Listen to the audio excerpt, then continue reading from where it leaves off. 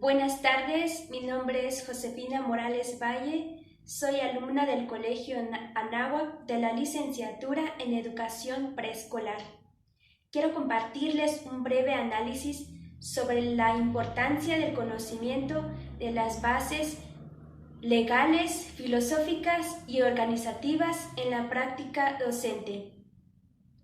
En primer lugar, ¿qué significa el conocimiento legal en la educación?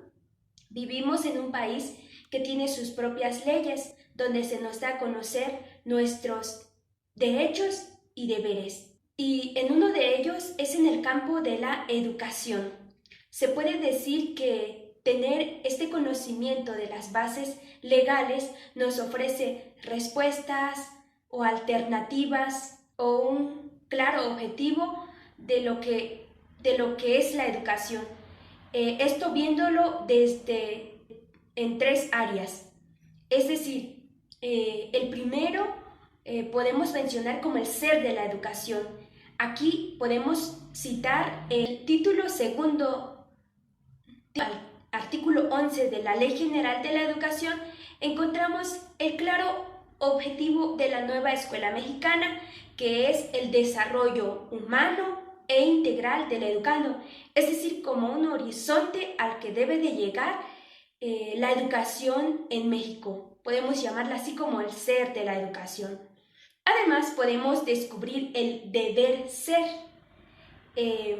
cuando de igual manera se lee en la Ley General de Educación que es un proceso de formación que le permite al individuo a desarrollar de su pensamiento crítico e independiente, capaz de elaborar sus propios conocimientos.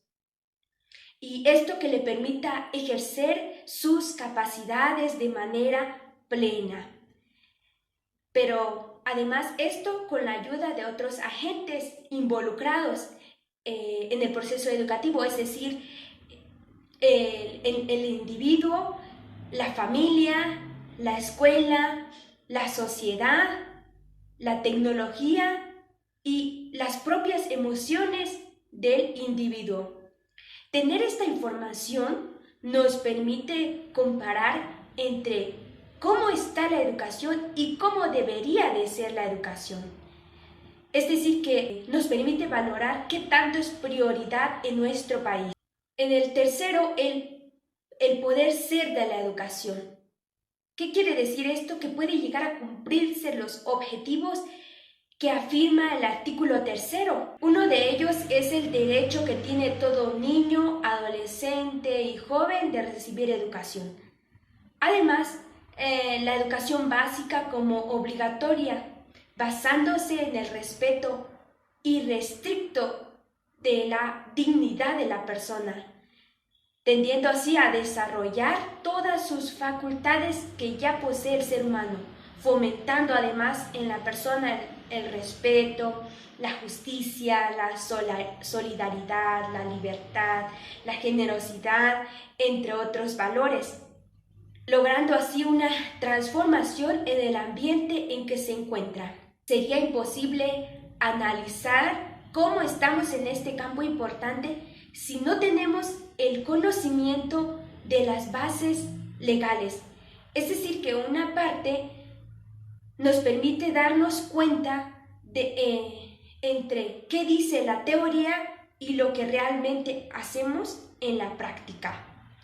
Siguiendo con el segundo apartado del conocimiento filosófico, podemos citar lo que dice el artículo 72, que los educandos son los sujetos más valiosos de la educación, es decir, que tienen un pleno derecho a desarrollar todas sus potencialidades de forma activa, de forma transformadora, dinámica. Es decir, que tiene un enfoque que cambia la idea de solo transmitir conocimientos a un proceso de adquisición, de elaboración de conocimientos basado en esta investigación propia de los alumnos. Es decir, que la filosofía de la educación coloca al centro a la persona, para que los niños, adolescentes y jóvenes logren el máximo conocimiento del que él puede ser capaz. Además, podemos mencionar estos principios filosóficos que es gratuito, universal, inclusivo, obligatorio. Como docentes, conocer esta filosofía de la educación nos lleva a cuestionarnos sobre cómo es nuestra intervención dentro del aula de clases, cómo está nuestra formación y todo lo que en el aula de clases, realicemos nos lleva a preguntar el por qué, el para qué. Por ejemplo, ¿por qué a los niños se les debe de enseñar pensamiento matemático, fomentar la lectura, artística, entre otros? ¿Qué tipo de educación estoy fomentando? Mi quehacer docente colabora en formar personas más humanas. Teniendo esta filosofía de la educación, seremos capaces de contribuir en la formación de la persona, pero esto como protagonista, formar personas críticas, creativas.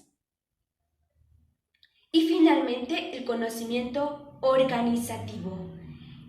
Es importante mencionar que la Secretaría de la Educación Pública tiene como propósito esencial crear condiciones que permitan asegurar el acceso de los mexicanos, de las mexicanas, a una educación de excelencia, de calidad. Por ejemplo, la Ley General establece 3 tipos de educación: básico, medio superior y superior, en las modalidades escolar, no escolarizada y mixta. Pero para que este proceso de la mejora continua de la educación se lleve a cabo, cuenta con un comité en el país, en el estado, en el municipio y de manera directa el alumno, el docente, el mayor agente que colabora con el alumno. Pero nos preguntamos, ¿qué tanto realizan el papel que les corresponde? Es lamentable darnos cuenta que algunos de estos agentes responsables de contribuir en la educación no ejercen su papel tal y como debería hacerlo. Teniendo estos conocimientos, nos permiten como docentes ser críticos ante la educación que reciben hoy nuestros niños, adolescentes y jóvenes, y los medios que existen para ello. Al estar en el campo de la educación, me pude dar cuenta que en repetidas ocasiones los niños no son protagonistas de su propio conocimiento, de empezar a ser críticos, de crear, de aprender de sus errores. Y por otro lado, los niños no asisten diariamente al preescolar, es decir, que desde muy temprana edad, desde estas primeras etapas, se le está restando importancia de asistir en un aula de clases y de compartir con los demás. Y esto nos lleva a tomar conciencia de lo que significa ser docentes y del cambio que cada uno desea hacer desde su espacio, desde donde nos estamos formando.